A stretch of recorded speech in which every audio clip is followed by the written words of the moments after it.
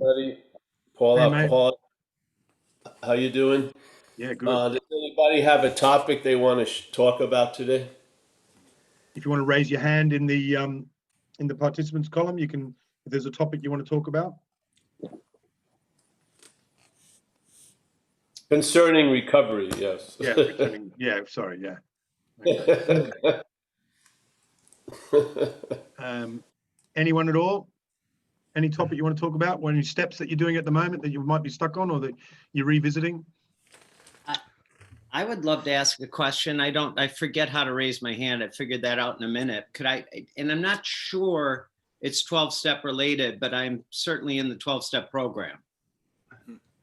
Well, let's ask it and see what Paul thinks. And Okay. Well, I was curious. I'm doing a 90 and 90, which in the 12-step program, we're familiar with that concept, obviously. And it's 90 Heddermans in 90 days. So the days that I don't see you, I mean, your website is fantastic, by the way. And I'm really grateful to all of you, anybody who assisted in putting that together. It's a game changer for low tech people like me. And I've been able to share it with others, et cetera, et cetera. Anyway, I'm curious, Paul, how I don't see, but you come from a place of a very clear awareness.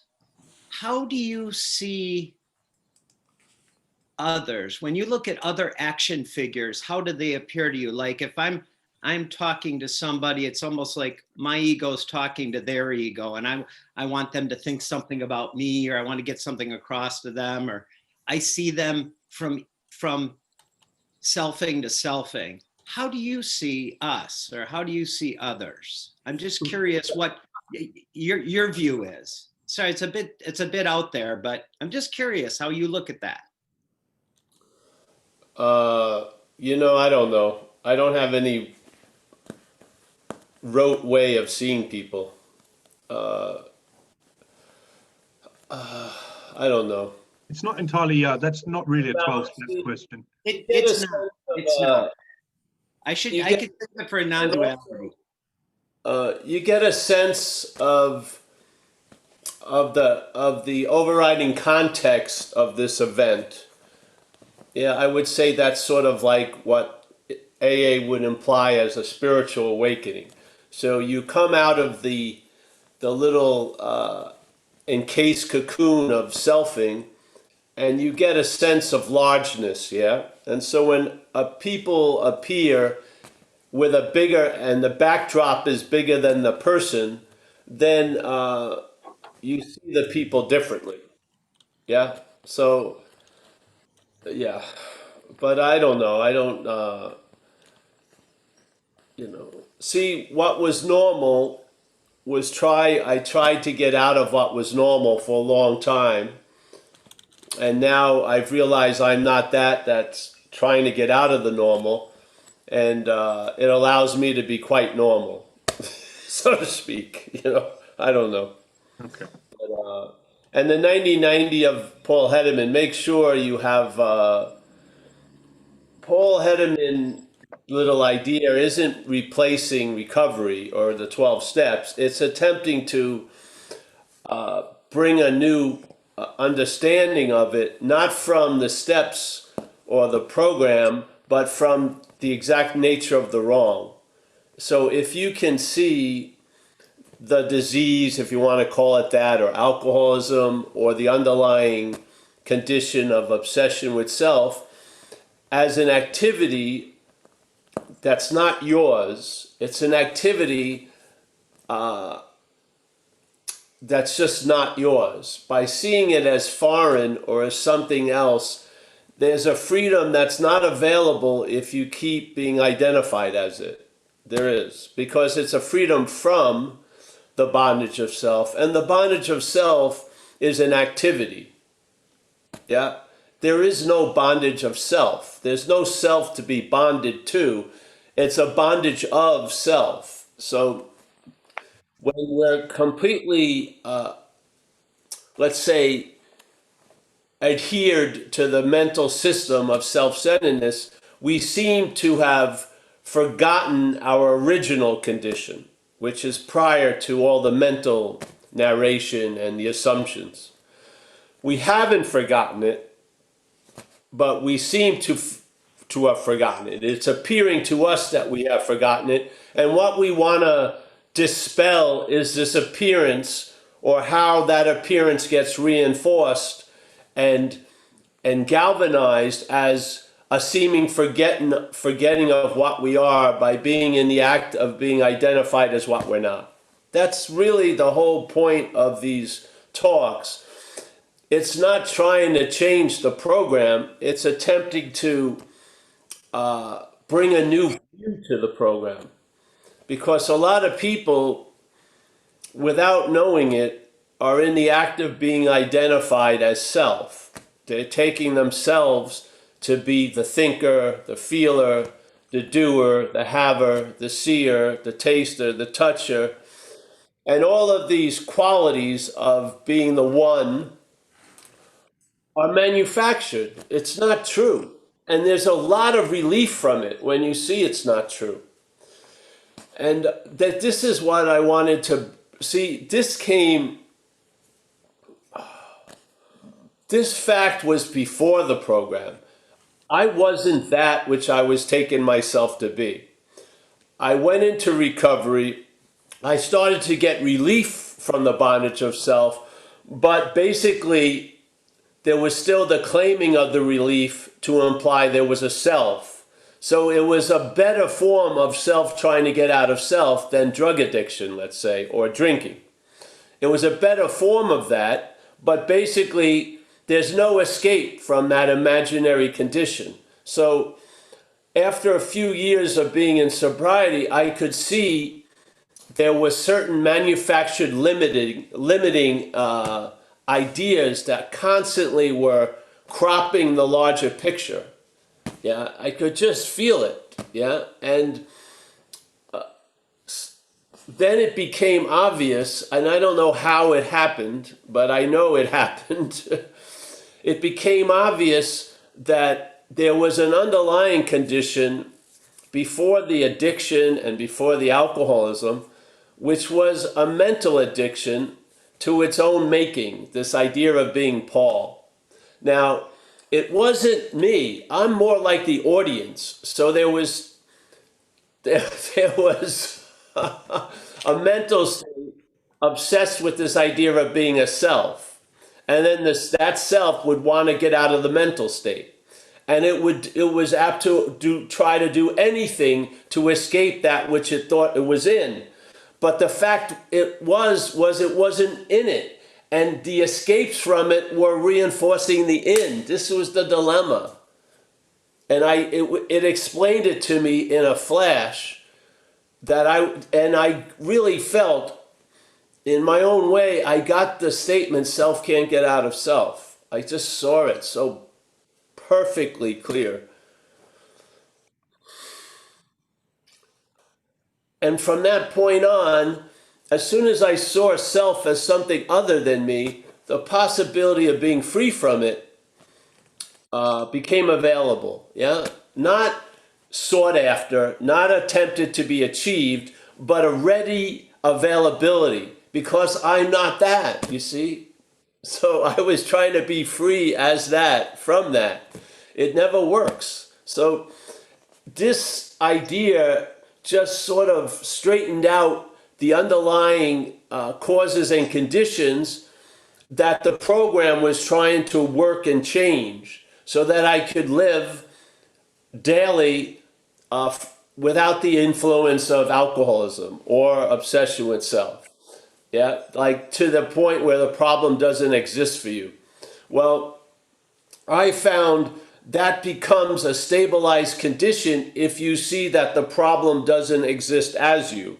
In other words, you see the problem is not of you. Yeah, you are not the problem.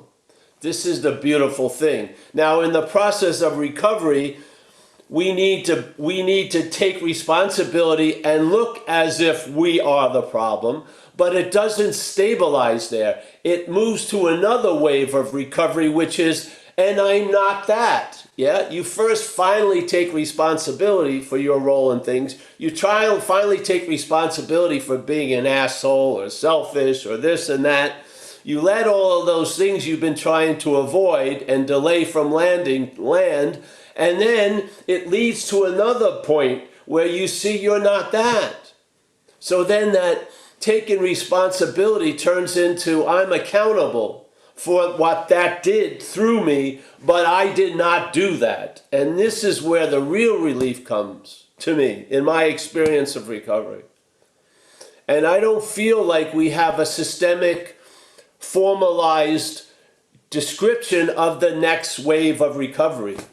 I feel like we get to the point of, all right, I see my role in things, and then we keep looking at everything from that. Oh, my role in thing, my role in thing, my role in thing. When does it lead to realizing it's not your role?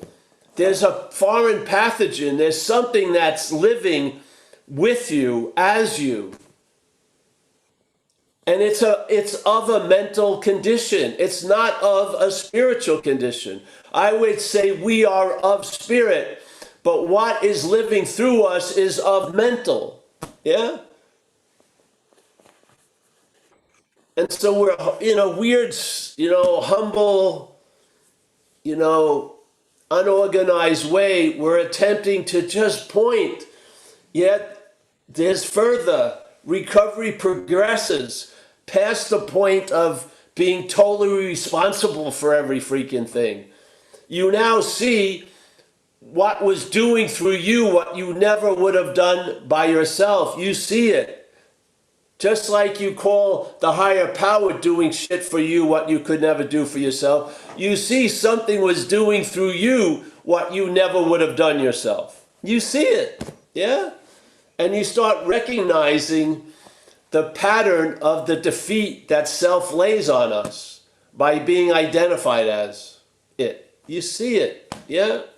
And I bet you a lot of squares, I hope, have started to see it here.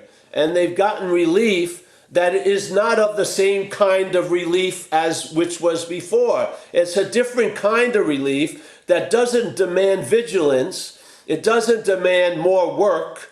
It doesn't demand a lot at all. Yeah? Because it's of your own nature. The relief that some of us are experiencing isn't done through effort and thought. It's of our own nature. It's of spirit. So we're being relieved of the mental condition by our recognition that we're not a mental condition.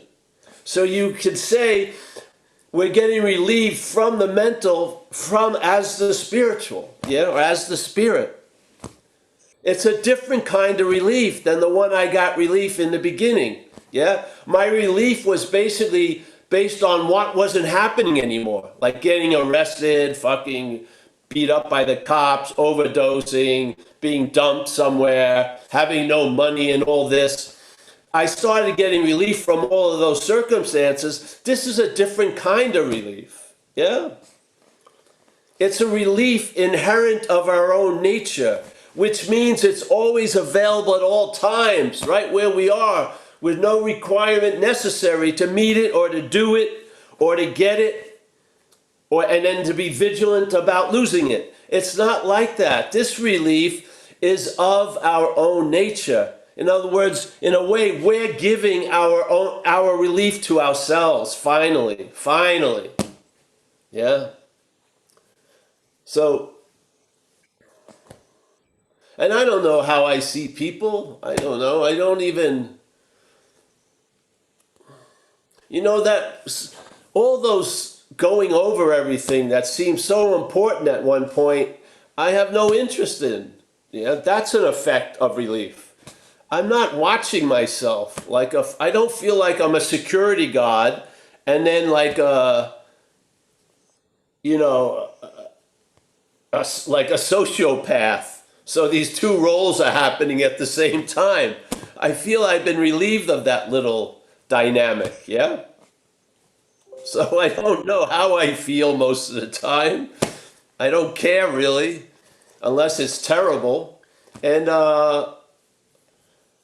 just awake to being awake, finally. Finally having that as the basis of my day that can't be disturbed by whatever happens. Whatever happens, Judge, it doesn't change the fact of my nature. It can't. Yeah. It has the ability to affect my mental conditions, my emotional conditions, my physical conditions, my external circumstances, but it can't affect me. That's the great reliability of this message. Yeah. I am that which I was looking for. I am right where the reliability is. Yeah. That's awesome. Yeah. So, yeah. Thanks very much. Cheers, Paul. So yeah, any more hands there? If you've got a question, can you raise your hand there, or else I'm going to have to ask a question. Oh no, Beatrice. There you go. Mike, do you want to unmute Beatrice? Hey, David, let me say one more thing, all right? Go for it, man. Every time we're sharing, we're not changing the steps or anything.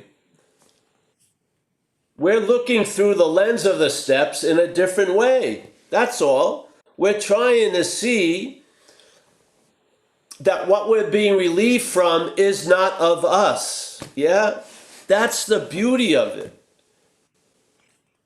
If it is of us, then we're going to live in a fear that it's going to overwhelm us. Yeah? If it's not of us, you'll really have a strong experience. The problem doesn't exist for you day by day. And having a huge history of it being completely existing as you for all those years, it's a fucking damn good solution. Yeah? It gives you all the opportunity to come to things like this and to sit in little rooms and speak about stuff that you used to live under the tyranny of. Yeah? This is the relief that we have already is unbelievable. It's unbelievable what we have all been relieved of. Yeah.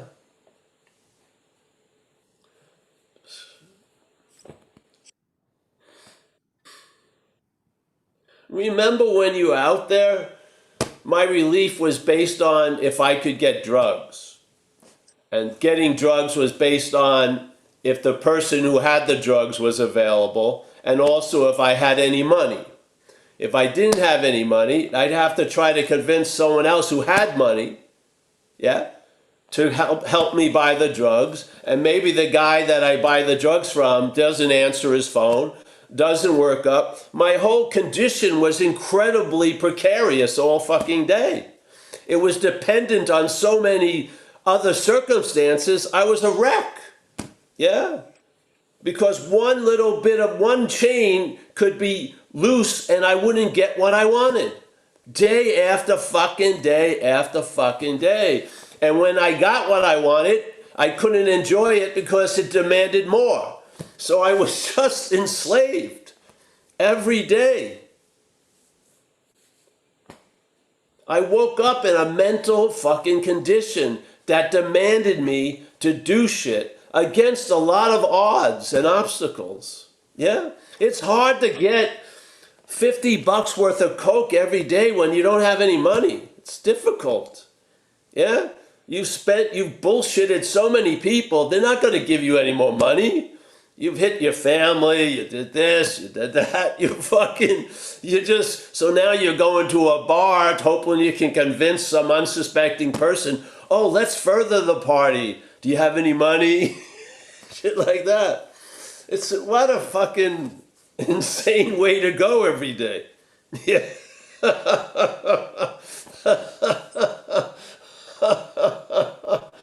Jesus Christ. I used to love the ocean when I was young. I never even went to the ocean for years. For fucking years. Yeah. I never even looked outside a window. There'd be blankets or curtains drawn all fucking day. I didn't know what time it was. All I knew is there's something I had to get, and most of the time I didn't have it. Yeah? Look at what we've been relieved of. It's unbelievable. Why can't we follow that to the root? Why can't we follow? It's, people, they have these God moments. They have these God moments they never forget. It's part of their rest of their life. We have thousands of moments about the previous God, self, you want to call it. We have thousands of moments of the exquisite, incomprehensible, demoralized states it would bring us to. How can't we recognize it's not us? I can't believe it, really. Yeah. It's talking to us just like when it talked to us when we were out there, but now it's talking to us about our program. It's insane. It's just incredible to me. So this solution is based on the activity of the problem. We're not changing steps, nor did anyone say that, but I'm just saying it. We're not changing anything. The program is beautiful. It's a beautiful program. You can see it in a lot of different ways. Yeah? It's really worked from seeing the root of the problem is a mental activity called selfing. And I'm not of that. That has improved the program greatly for me. And all that I'm doing, hopefully here, is sharing that. That's basically what we're trying to get over. Yeah?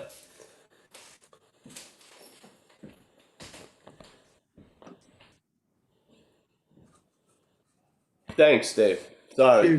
Cheers, Paul. Mike? Awesome. Yes, Beatrice, you have your hand raised. I'm gonna ask to Yeah. unmute you. Yeah. And Thank just, you. just before Beatrice comes in, just wanted to reiterate to everyone who's watching on Facebook or watching here that this is not an AA meeting. It's not an all share meeting. It's being recorded, and everyone in this meeting is well aware that it's being recorded and that it is on Facebook. So thank you very much for your comments, but just to reiterate that point. So thanks, Mike. Sorry about that, mate. Beatrice. Go to it, Beatrice. Go, Beatrice.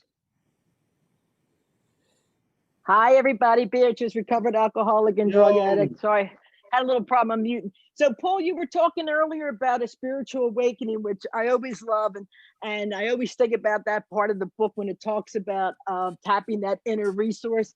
But more importantly, a lot of us come into AA as an agnostic, and I wonder if you just talk a little bit about that a moment ago. But I love the part on We Agnostics that it says we finally saw that faith in some kind of God was a part of our makeup, just as much as the feeling we had for a friend. Sometimes we had to search fearlessly, but he was there. He was much of a fact as we were. We found the great reality deep down within us. In the last analysis, it was only there that he was found. It is so with us. So I find that interesting that as we come in here agnostically, we kind of have to tap that inner resource that's already there. And I think that's the spiritual aspect, as you say, it's already what's there that we just have to kind of let that out. And just wonder if you would just talk on that. Well, the way I see it, let's say perhaps there is a better way. Yeah. So trusting something infinite rather than finite self. Now, to me, it's more important to see the trust in finite self and tell the truth about that, and then there'll be a movement to trusting something infinite. If you don't see the incredible faith in finite self, you may be attempting to trust the infinite from that finite self, which is just more faith in the finite self. So I don't care about the description of what we are in God. I want to hear descriptions of what we're not. So that if you are that which you are, you don't need a description. Yeah? You're just seemingly forgetting that because you're identified as something else. So let's describe that something else. So that which is identified as it can see it and go, hey, I'm not that. And now that's trusting the infinite. Yeah. Yes? The finite self, don't waste time trying to trust the infinite from the finite self. It's just going to be more trust in the finite self. You know what I mean? When the finite surrenders, it's just a transactional deal. It's not surrendering. It's not surrendering self, that's for sure, which is what we can do. We can surrender self. We can abandon ourselves to God because ourselves aren't of us. Yeah? That's the beauty. So my whole take is more to see what we're not, describe the faith that we have in the finite self, and how do you describe that as a daily event, the faith in the thoughts and in the narration. Yeah? We have an extreme faith that the basis assumption of the narration is true, that we are that which is being narrated. Yeah? And we're not. The action figure is not us. Yeah? We're seeing the action. We are the seeing. Yeah? We are spirit. Yes? We are not an action figure that needs to get spiritual. I don't see it that way. I don't. So there's a loss of interest in that which needs to have a spiritual awakening. That's part of the spiritual awakening. That's part of it. You lose interest in that which needs a spiritual awakening because you see it's not you. Awakening to spirit is recognizing the identification as something else. That's the awakening to spirit. You see you are that which you wanted to wake up to. It's more a waking up from self. Yeah, there's a waking up from self, and that's called the spiritual awakening. But the spiritual awakening is at all times available, because our spirit is always awakening. That's its nature. Yeah. So the spiritual awakening isn't a conclusion; it's a constant event. Yeah. We just wake up to what we're not, and that's the spiritual awakening. Yeah, my feeling. So I just feel like too many people, they're doing the third step has been claimed by self, and now the third step isn't a surrender, it's a transaction.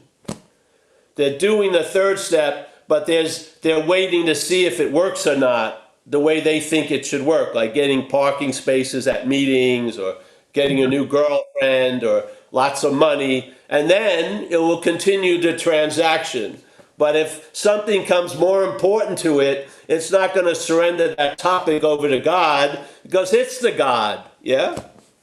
I mean, it's obvious.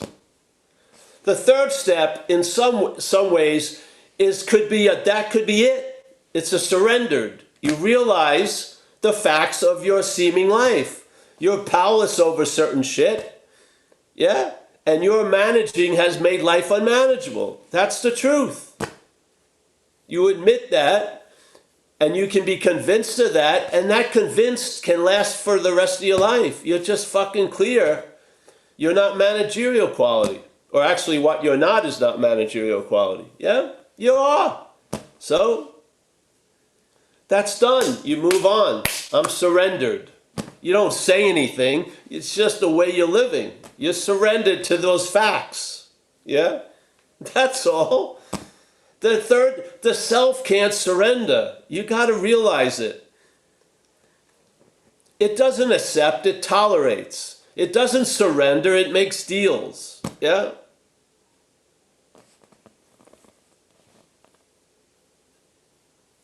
It only surrenders situationally, like to the police or to other things. But there's no surrender in it. Yeah. First of all, it doesn't know what surrender is. It doesn't, has no idea. Yeah. When you had the experience of surrender, it wasn't there. That was part of the experience.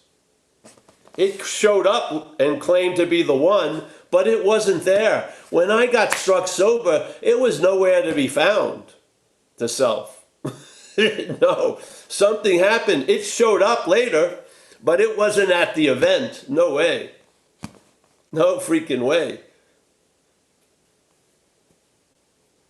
So you can live a life, awake to these facts, or you can live a life seemingly asleep to those facts. It doesn't change the facts. If you're a real addict and alcoholic and you don't think so, you're a real addict and alcoholic. It doesn't, your thinking's not going to change it.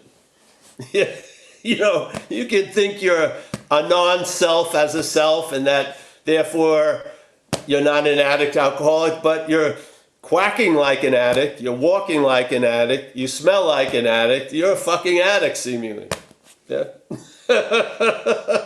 So, get that clear and let's move on, please. Yeah. You know what I mean?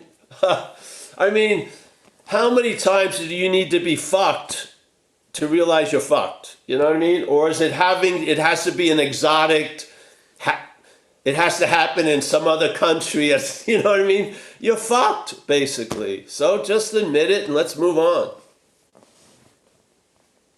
Yeah.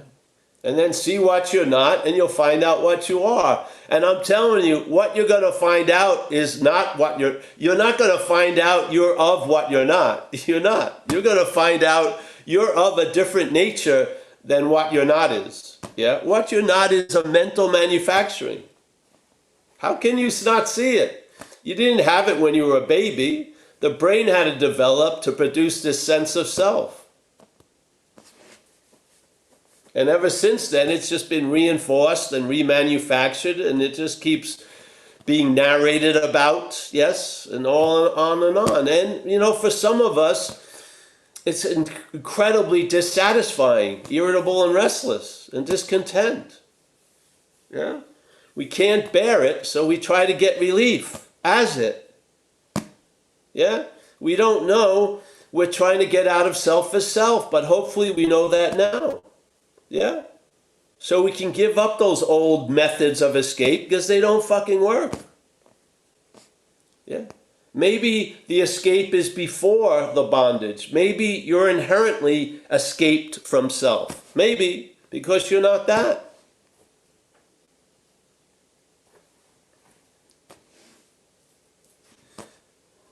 I don't know. It's worked with me, so.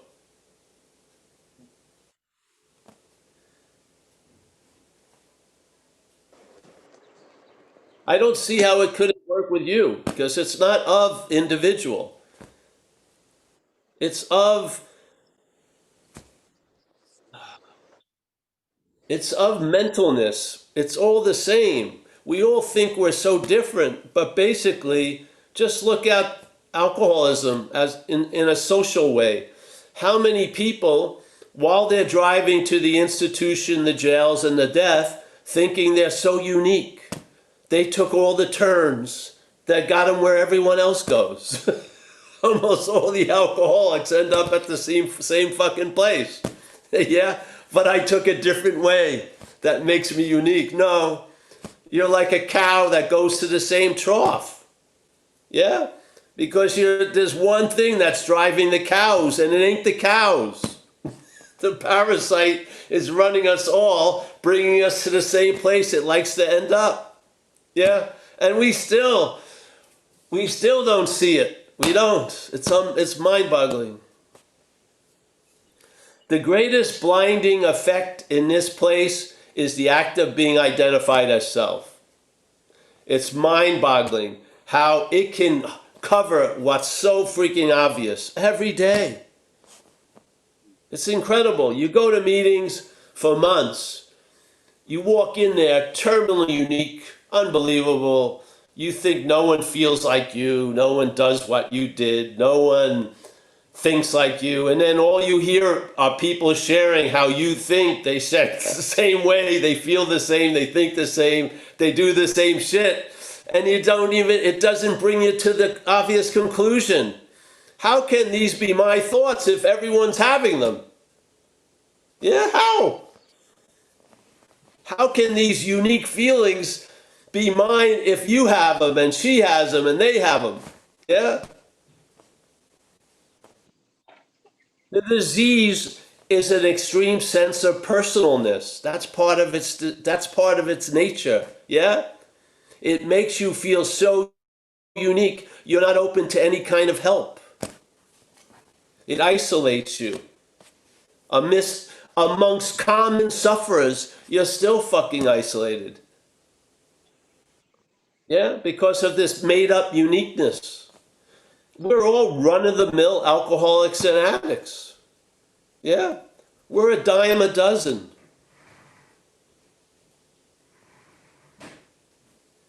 That's the great possibility. If you finally see it as not you, you can be free from it. If you keep looking from it, you're going to try to be free as it. There you go. Those are the two horses you can ride, basically.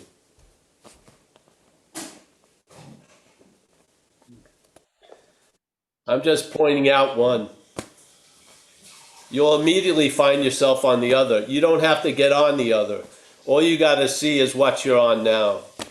And if you see it's not you, you'll find yourself riding away on the other. Yeah.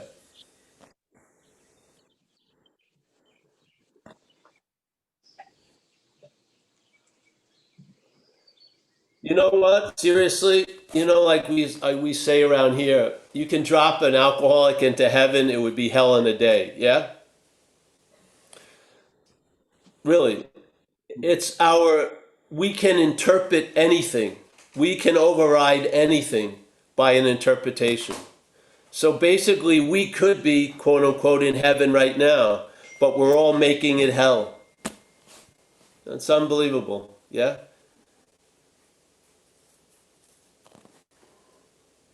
We're out to lunch, really.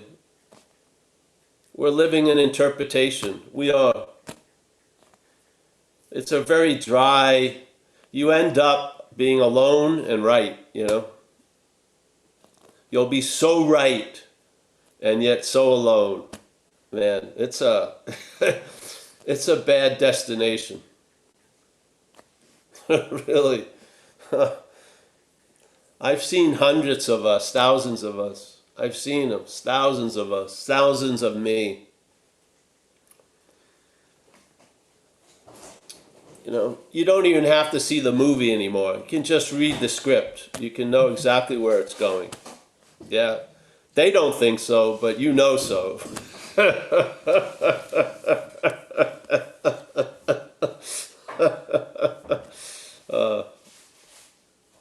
Well,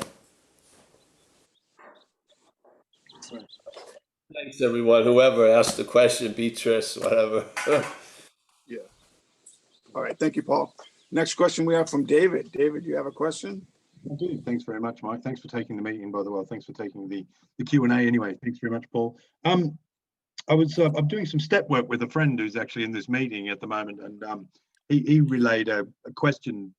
He relayed something to me that when apparently Jung and Bill W. used to write letters to each other, which I wasn't aware of, and that one of the great replies, I don't know if you know about it, but Jung said that each alcoholic has a thirst or a spiritual thirst, and that some of us are aware of it and some of us aren't.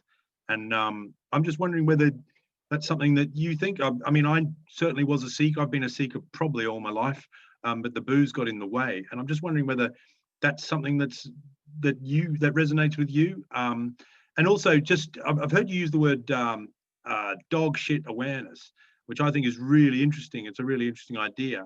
And is that to do with the perceived thing about enlightenment or whatever that is that it's just becoming aware of being aware through the steps? For me, it was very much about finding some sort of awareness through the steps. So if there's a question in there, good luck with that. But I'm just intrigued to get your take on it, if that's okay. What was that again? You're funny, man. You're funny, man. You Jung said lost the Bill W. about us all having a spiritual thirst, and I know that you were a seeker. You were a seeker, weren't you, before you were struck sober? And that's always resonated with me because I was a seeker for a long time. More or less. I'm just wondering whether you relate to that. Yes, I think, well, a lot of people would say alcoholism is like a low grade spiritual seeking, yeah. But see, the thing is the seeking is misdirected, yeah. Mhm. If you come to certain conclusions, certain statements of Saint Francis of Assisi, who's in the, talks about his prayer in the book, which is, they say it in a few ways. The way I have understood it is what's looking is what you're looking for. So basically, he's implying you are spirit. So we're going along a roundabout way to arrive at where we already are. Yeah? We are that which we're looking for. So, but it seems like this, a lot of the stories in this, let's say, life, that's what the story is you're going on a long trajectory to arrive at, and where it always brings you back is right where you've always been. Because we were taking ourselves without knowing it to be a mental condition. And therefore, we came up with conceptual ideas that there must be other conditions, and one of them is a spiritual condition. And I would like to arrive at a spiritual condition through the vehicle of a mental condition. That doesn't work. So, spiritual seeking, one of its great traits is that it will fail you, so you'll be left with your own devices and see that they're not yours. And then there may be a recognition, I'm not what I was taking myself to be. I am that which I have been looking for. Yeah? So the arrival may take a long time, but you're not even arriving, you never left. And yet the arrival to that idea may take a long time. You know what I mean? Mhm. Yeah, Mhm. so the spiritual seeking, in a way, see, I feel spiritual work in recovery is maintenance. It's maintaining a certain mental and emotional condition, yeah? And we call it a spiritual condition. And basically, you feel better when the mental condition gets diminished, yeah? So, in other words, there's not so much attention and interest in the mental condition. It comes out of that, like you lose interest in self and gain interest in others. That process, to me, is great spiritual process. Yeah? But I believe spirituality is misnamed in a way because we are spirit already. Yeah? And yet, from the mental state, we conceptualize spirit as spirituality, and we try to arrive at where we already are through the vehicle of a mental idea. I don't think that works. No. But as a maintenance, mental maintenance for and emotional maintenance for the action figure, spirituality is great.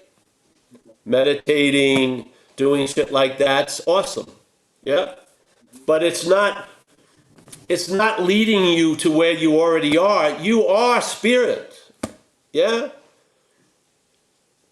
If you believe you're becoming aware of awareness, has that awareness never not been here? If you become aware of awareness, was the awareness missing? Was it out to lunch? And then it returned and then you became aware of it? No. The awareness has always been there. That's the spirit, yeah, if you want to call it that. Yeah? Yeah. You're not you as what you're not, you in this dreaming becomes aware of what's always been aware of. Yeah? Mhm. Yeah, so yeah, I have a whole different take on. I don't believe there's a spiritual malady, first of all. I Okay. think it's a mental malady. Really. Yeah. The spiritual, it could be seen as a spiritual malady because spirit is not getting any attention. The mental state's getting all the attention. Yeah? So if you looked at it from the mental state, it seems like the spirit is weak and it's ill, but it's because there's no attention and interest going to it. Yeah? It's all going up the head. Yeah. Yeah? But it's not, the spirit isn't frail and weak. It's just an appearance that is conjured up by the mental state. Yeah? If the attention and interest went to the spirit, it would be obvious it's always been that way. The spirit hasn't gotten us sick and now is well or shit like that. Yeah? There's no malady in spirit. But it's being mesmerized by the parasite, as you call it, into believing that we are that, and that's the exact nature of the wrong that stops us from actually having that awareness, I guess. Well, yeah, as Jesus supposedly said, you can't serve two masters at once. So while you're saying you're a spirit from the mental state, that's serving the mental state. You can't, yeah? I mean, the mental state is very greedy concerning attention and interest. It's swallowing it all up. It's demanding more and more all fucking day. Yeah? The spirit is just there, always available at all times, right where you are. Yeah? But the thing is now, just see it. The attention is on the mental state, so all your journeys start from that port. And it's an imaginary port. Yeah? You're trying to get to LA while you're in LA. Your head keeps telling you you're in Omaha. So you're thinking the spiritual journey is to arrive at LA. I'm telling you, you're already in LA. Yeah? You just believe you're in Omaha. Check it out. Does Omaha have a lot of palm trees? I don't know. No. You're fucking in LA. This is the simple being awake to awakeness, yeah? It's like, how difficult, if you're in LA, is it to be awake to being in LA? It's not difficult at all. It's when you think you're in Omaha, all the while in LA, you're going to be looking at maps, how to get to LA the quickest way, fucking, it's insanity. Yeah? And all these, and then when we're here at this thing, each square, most of the time, is stuck in Omaha, yeah, while we're talking about LA. But they're not in Omaha. So what is it more? Do you want to hear any more? Do you need to hear anything more about LA? No. You need to hear about Omaha so that you can recognize you're not in Omaha. And because you're in LA, you'll find out immediately you're in LA. Yeah? That's the spiritual awakening.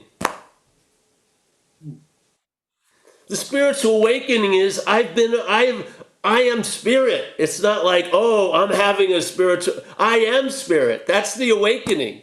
Yeah? Or I'm in LA. That's the awakening. Not, oh, I'm from Omaha and now I arrived in LA, but I'm so afraid I'll go back to Omaha. This is the mental idea. Yeah? I got to be vigilant about being in LA. No, you're in LA. Yeah? Omaha is very far away, very uninfluential. Don't fucking worry about Omaha. You were never in it. You're never going back to it. Yeah? You're in LA. Your nature is of spirit. It's not of body, brain, and emotion. You appear body, brain, and emotion for 80 or 90 years. Yeah? The spirit isn't of time. You've been what you are. You'll be what you are. You never were not what you are. Yeah? So there you go. I mean, the vigilance is concerning the mental and the emotional conditions. Yeah? You have behavioral patterns that lead to you being fucked up. They need to be altered and changed. Yes? This is the program. The program changes the action figure so that spirit can become more obvious. Yeah? Yes. And it's a way of life because we need a way of life. Because the action figure, like an old Ford, has a tendency to veer right. Yeah? So that tendency in the steering needs to be corrected. You need new habits. You need new principles Yeah, and this is what the program provides. It allows you, because the source of sobriety isn't of the brain and the body, but the enjoyment of it is going to be affected by the brain and the body's condition. So the AA program works on us as an action figure so that our nature can become more obvious day in and day out. Yeah? Yep. It's not building a spiritual condition. It's maintaining and allowing mental, physical, and behavioral conditions to change. So they're more aligned with what we are instead of aligned with what we're not. Yes? But they don't lead to what we are. They're ways of what we are expressing, but they're not a path to what we are. There's no path to what we are. We are it.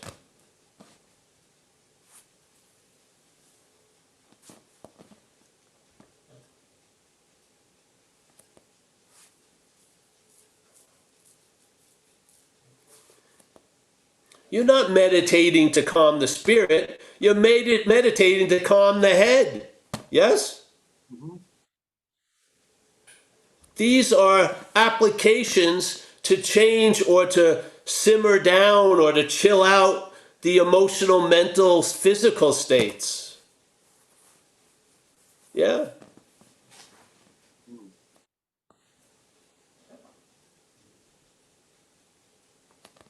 Can I just do a follow-up question on that? Or let me just say, or if there's complete faith in the finite self, you truly believe that you're a physical, mental, emotional state. Yeah? And that you, as that, which is complete faith in the finite self, are going to now move through all these practices to trusting the infinite, all the while having complete faith in the finite self the whole way.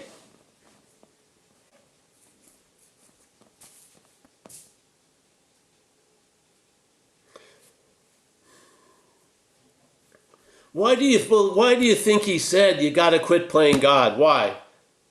If there wasn't a playing God, why would they say that in the big book and put it as a paramount position? First, you got to quit playing God. Why?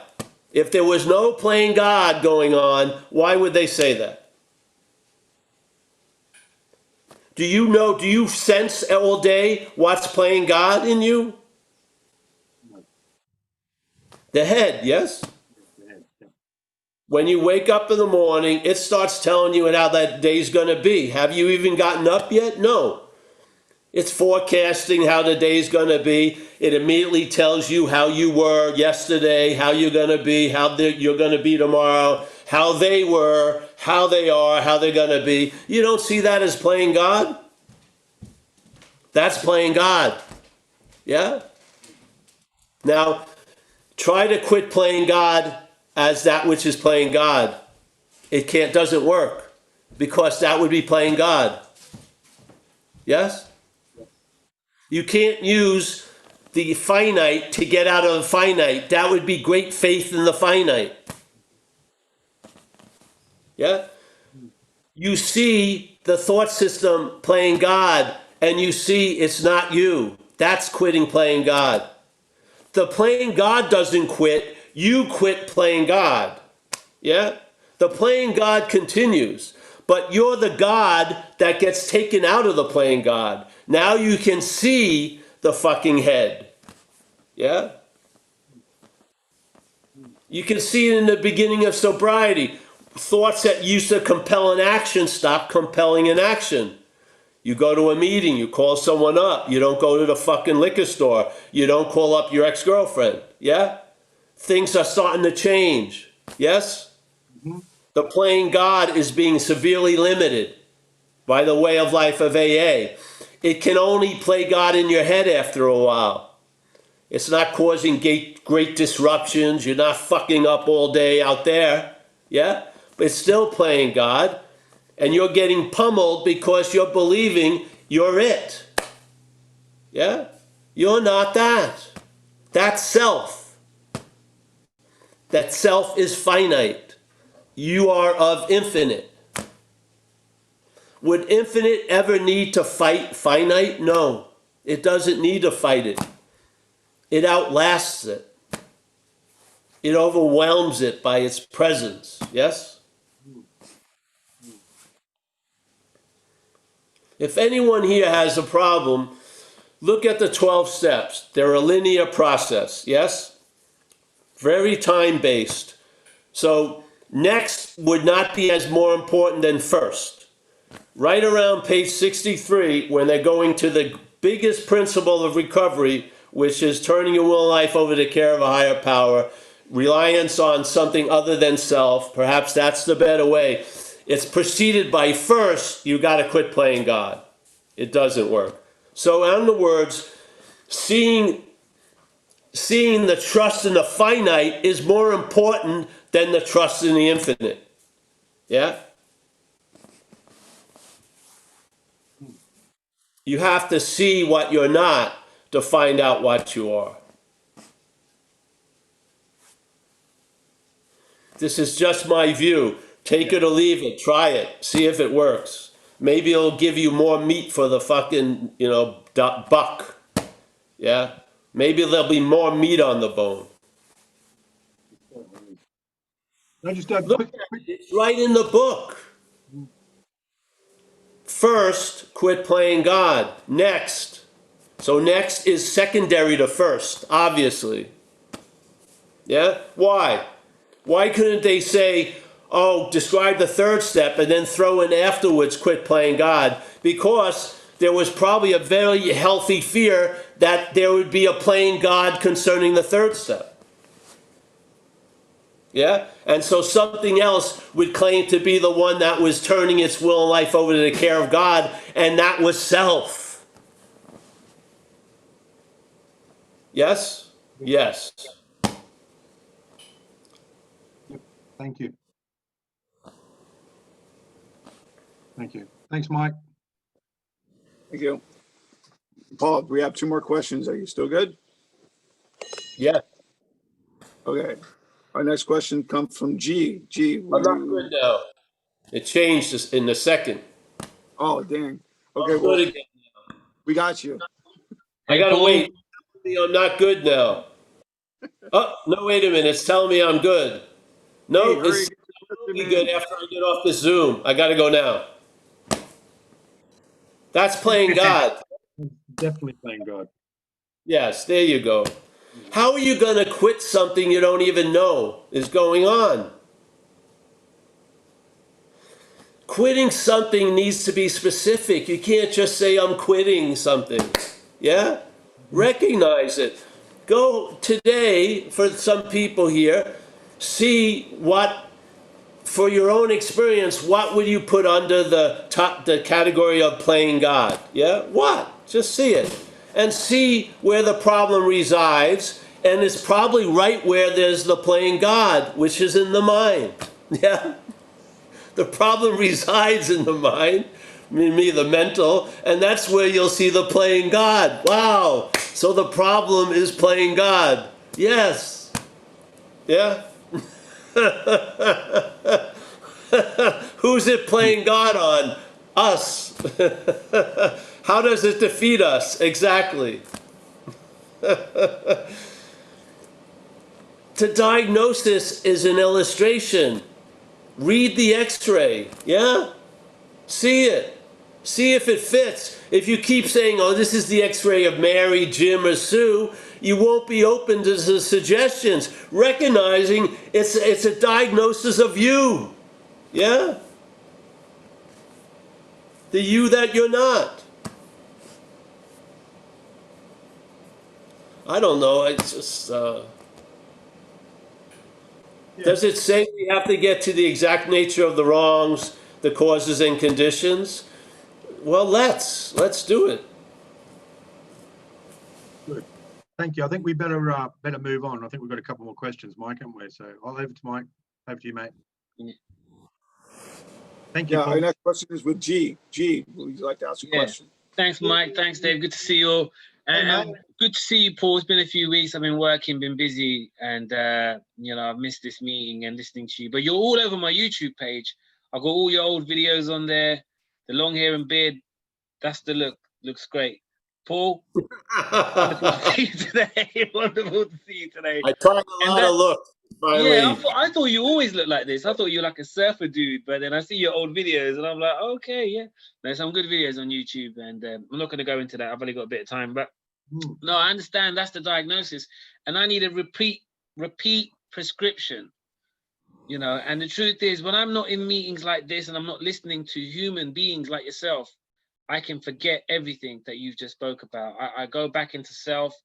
And the truth is, I've got myself into quite a few situations in the last few weeks. You know, I've fallen out with a few people, with my girlfriend, with a newcomer, and I didn't realize, but the newcomer actually had a real diagnosis of a mental issue. And I didn't know. I found out afterwards, and I felt pretty bad. But it was insane. I just like, who the hell does she think she is? Anyway, so me and my girlfriend are going for a break. But what I really want to say is, you know, I don't know, have you heard of this man called Brother Lawrence? Brother no. Lawrence. So someone mentioned this guy, Brother Lawrence, and I'm just going to read a little bit, and it's basically how he kind of lived his life, and this is like towards the end. So he admitted that the path to this perfect union was not easy.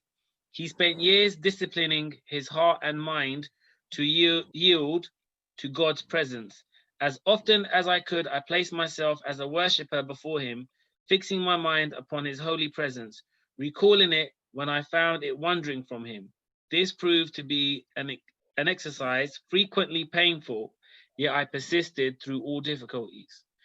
I find it difficult too, Paul. This is the truth. This is why I'm saying this.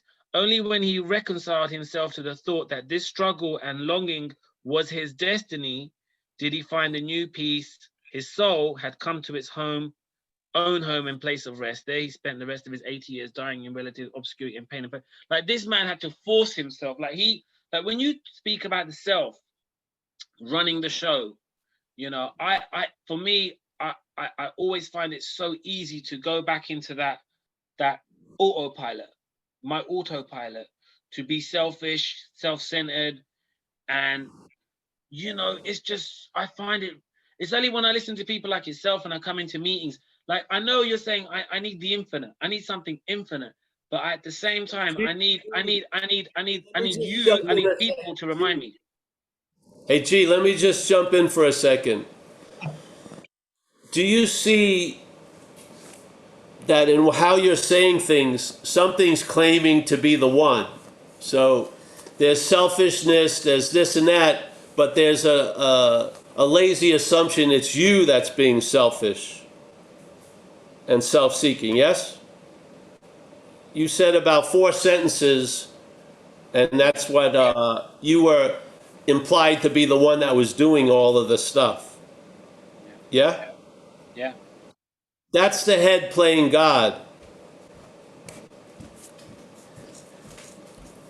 Selfishness, all that stuff may have been coming up, but it wasn't you doing it. Yeah? This is the act of being identified as self. This is what happens. It's manifesting through us, and we're claiming their manifestations as ours. Not you, but there was just a great demonstration of that statement right here. If you could just listen. You know, I'm back into selfishness, self-centeredness, I, and that I assumes to be the whole of G. Yeah, that's where I question it. Yeah. There's selfishness, all right. I don't believe you're the cause of it or the one that's having it, really. I don't. I think you're at the effect of it, yes, but I don't believe you're in the other two positions. Yeah? So something can get strong in us and it overrides the weaker G, and yet when that thing overrides the weaker G is taken to be the one that was doing all the overriding. Don't you see it? This is the bondage of self, yeah? The bondage of self is the bondage to G. Yeah. But it just seems easier. Easy on yourself, bro. Take this, do what we do in AA. If you see this stuff is happening and you feel like you're losing the plot, fucking stop and do the serenity prayer. Stop, it's distrain. you've understood that train that used to look like it was going 100 miles per hour can be derailed quite easily by a simple prayer, by calling another alcoholic, by getting involved in doing something for someone else. You don't need to move mountains. Yeah? You'll learn in recovery how to shorten its stay and weaken its influence. Yeah? Just do it. But while you're narrating that whole event, watch how the narration is binding the qualities or the manifestations to you. Yeah? Just through fucking assumption and habit. So now suddenly there was selfishness and self-seeking. I'm selfish and self-seeking. No, that's not the conclusion. That's the mental fucking bondage. Yeah? The conclusion there was selfishness and self-seeking. All right, what does that tell me? Maybe I should call someone else and see how they're doing. You know what I mean? It's not like to ruminate over it. It's a recognition of what you're not actively playing itself out in us. You know, catch the fucking virus. And call it not you, please. The freedom from the bondage of self is not freedom from selfishness and self-seeking. It's freedom from being the one who's selfish and self-seeking. And when you take the one out of it, you'll see the selfishness and self-seeking will change.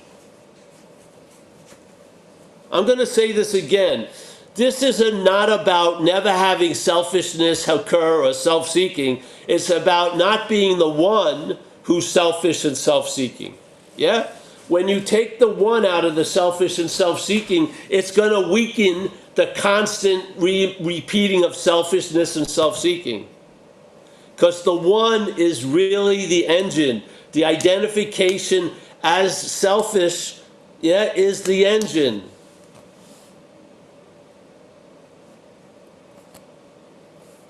If you're waiting, like these people that tell us innocently, you got to stop judging. Give me a fucking break. The whole mental apparatus is based on judging. That's like, you're never, there's going to be judging. Maybe if you see you're not the judger, you'll be able to travel lighter through it. Yeah? This isn't like fantasy land where there'll be never a thought again or shit like that. This is about traveling lighter. Gee, what you were saying is the agitation is getting more pronounced. Do what we do in AA. Yeah? It'll subdue the agitation and keep moving on. But while you're watching it all, watch how whatever's happening is being used to imply it's you that did it. Yeah? Watch it. Because you will grow into the freedom from the bondage of self, just like you grew into it. You'll grow out of it by recognizing it. Yeah? Yeah. It's good to see you, G. Don't apply mentalness to a mental agitation, please. Take action, call someone. Yeah.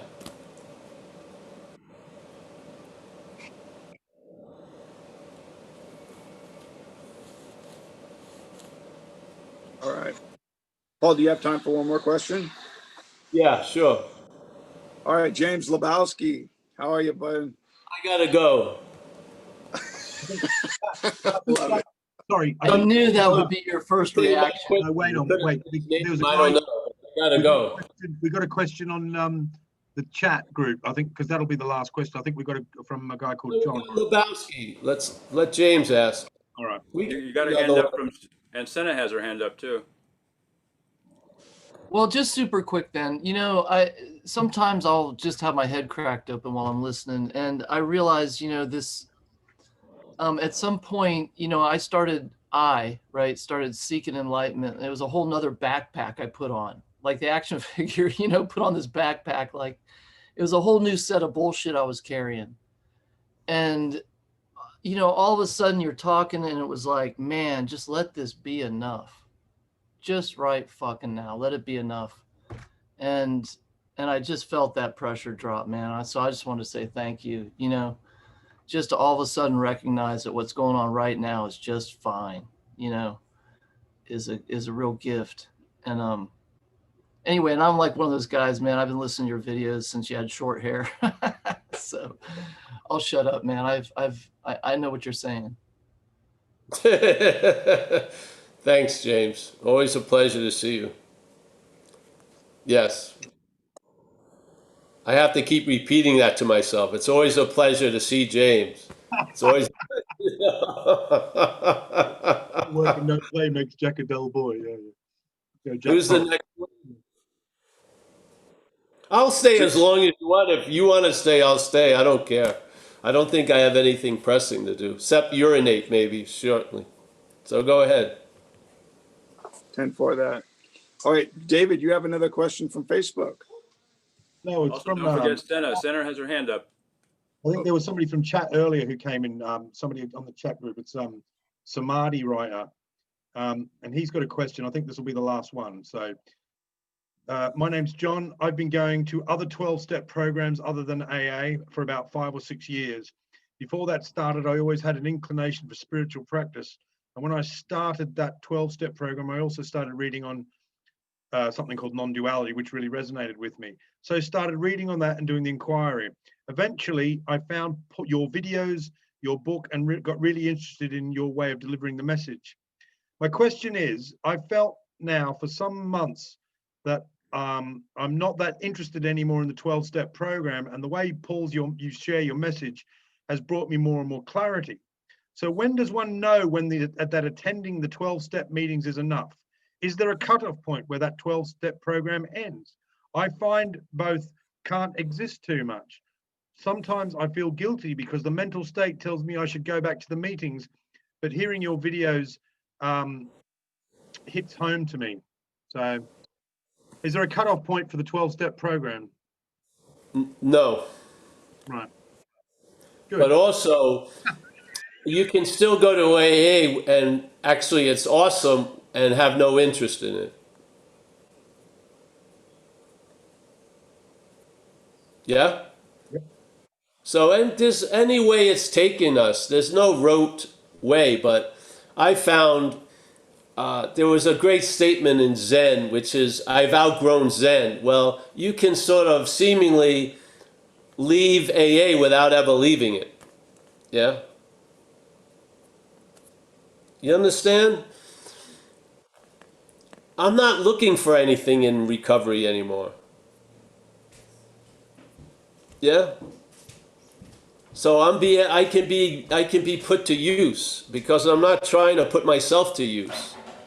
So sometimes the best way to go to a recovery meeting is without any interest.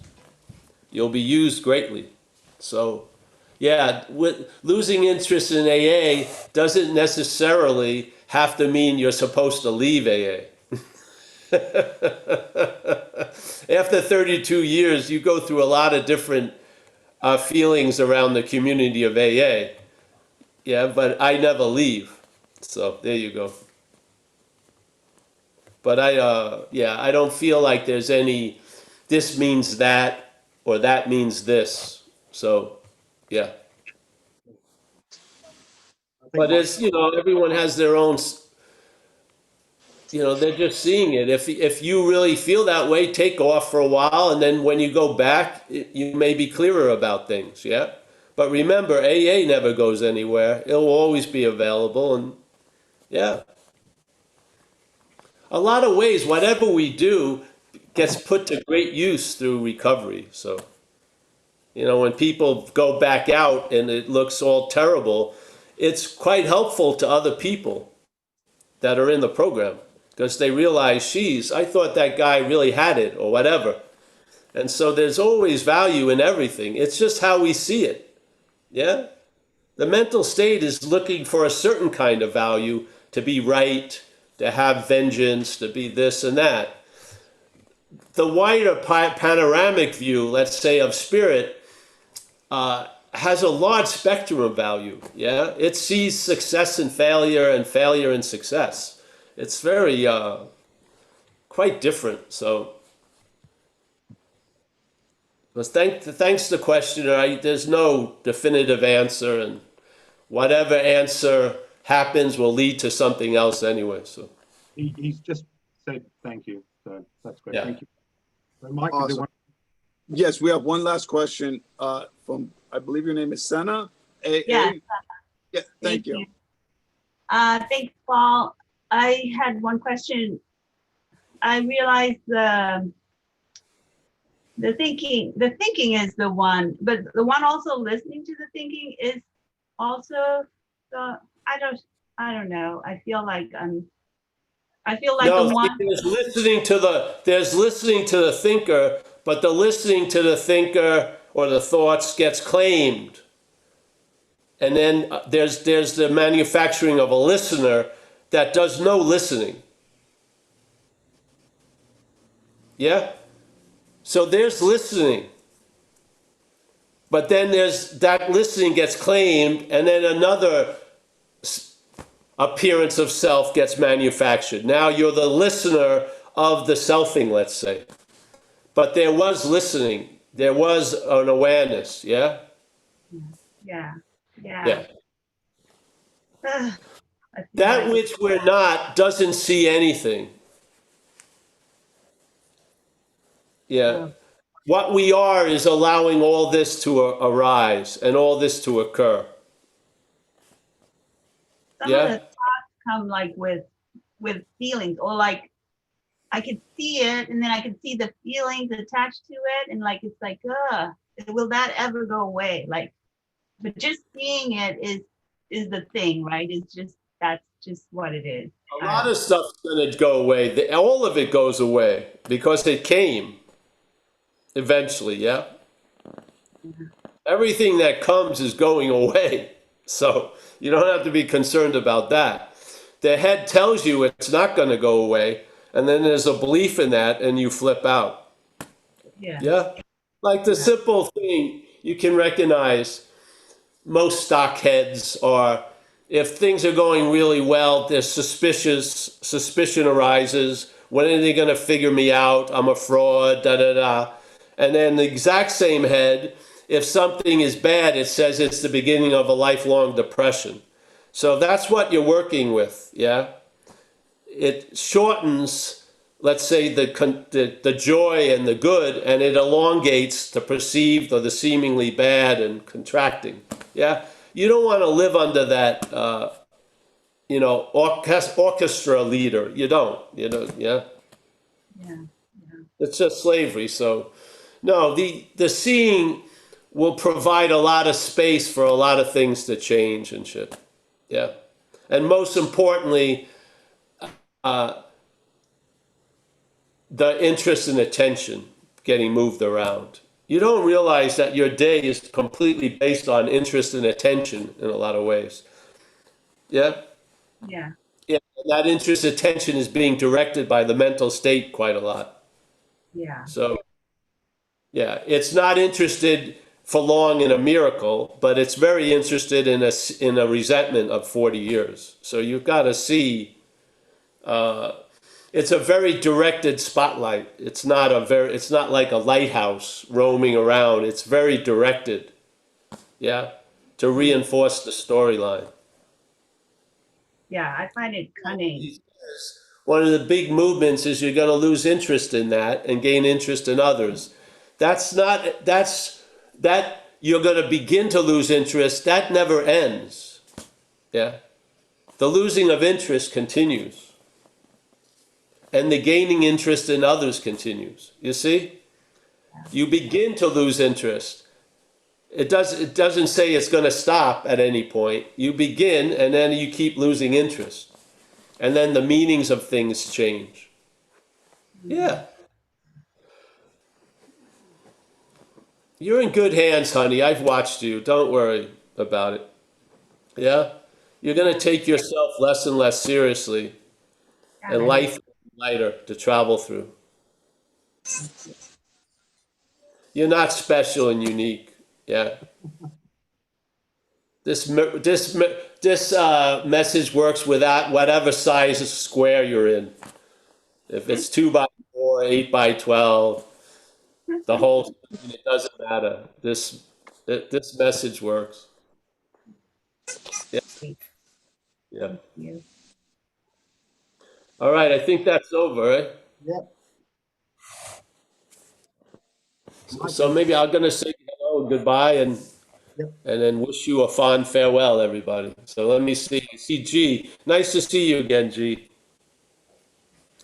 Dennis, thanks again for staying with us. Yeah, through thick and thin. James Lebowski, always appreciate you, James. Beatrice, especially when you're not around, very much so.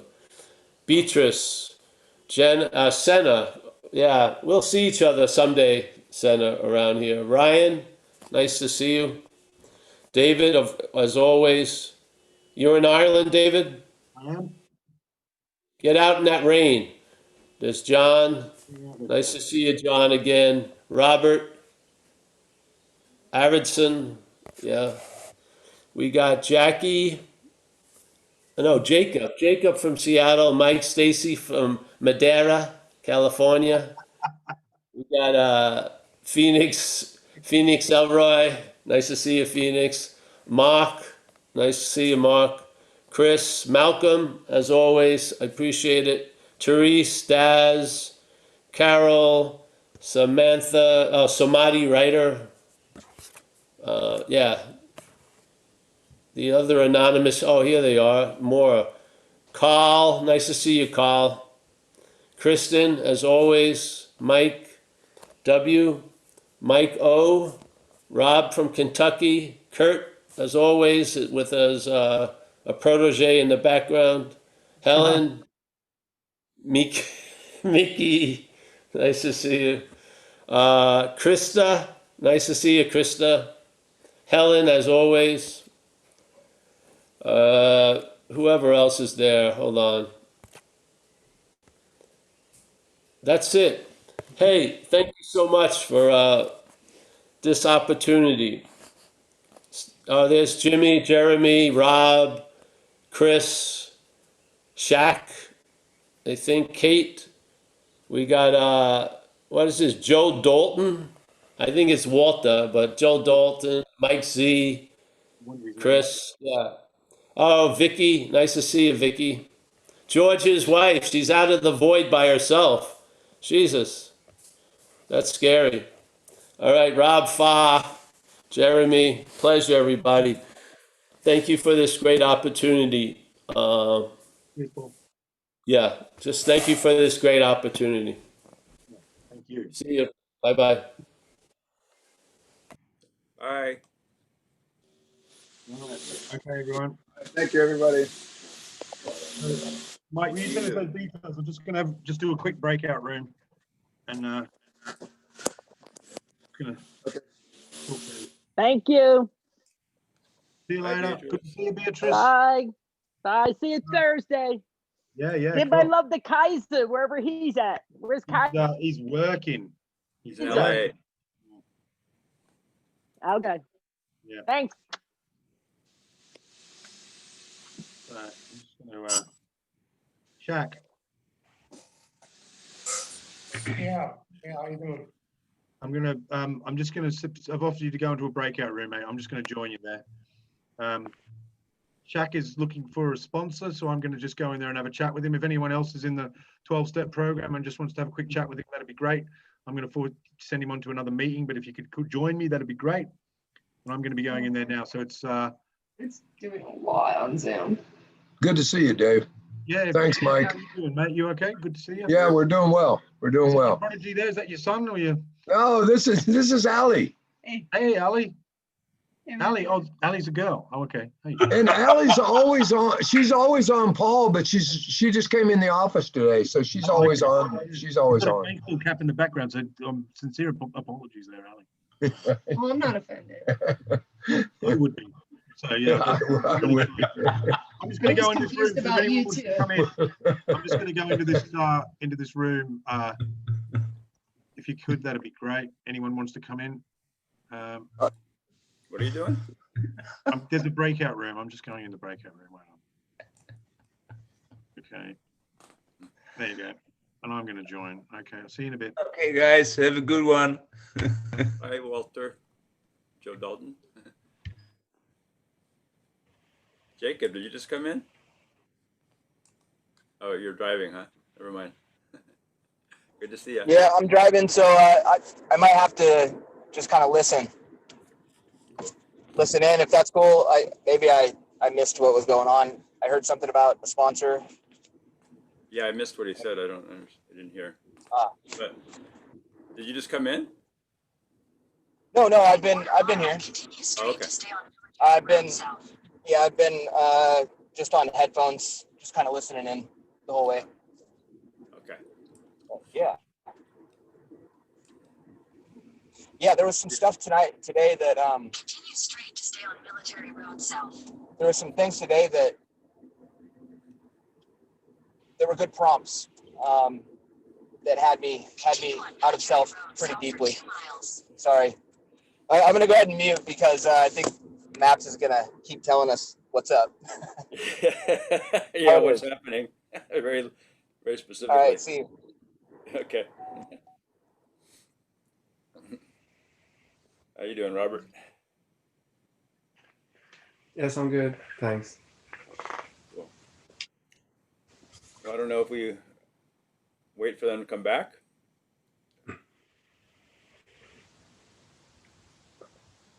I'll wait a few.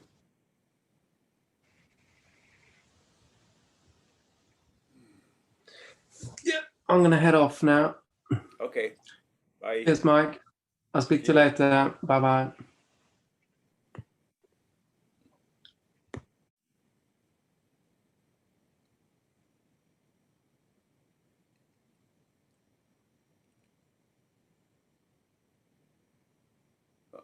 I think I'm going to go, Jacob. I don't know if that will shut off the meeting or not. So you don't have to do anything. Bye. Cheers.